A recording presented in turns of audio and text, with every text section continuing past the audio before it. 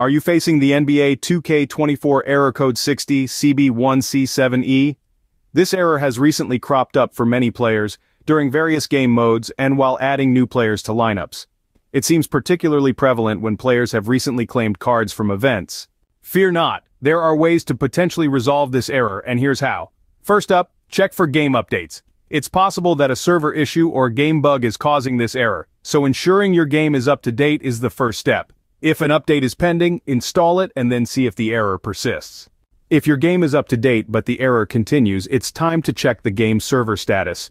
You can do this by visiting www.nba2k.com/game-status. This is an official page dedicated to tracking NBA 2K server status. If there's no reported outage or bug, head over to the NBA 2K Twitter handle to see if there have been any recent announcements about game or server issues. Now, if you're getting this error specifically when adding players to your lineup, try this.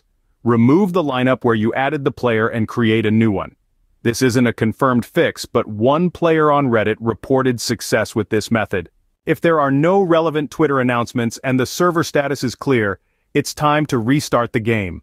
If the error shows up again after restarting, try shutting down your device and router, waiting around 5 minutes, and then restarting. If all else fails, it's likely the game itself causing the error. In this case, the only option is to wait for the developers to resolve the issue.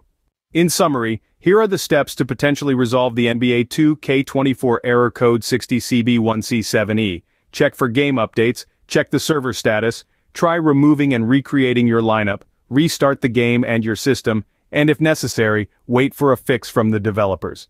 Remember, patience is key. Sometimes the only solution is to wait for a fix from the game developers. Happy gaming! If you like this information, don't forget to subscribe, it will be a great support. And for more tech updates, visit queries.com.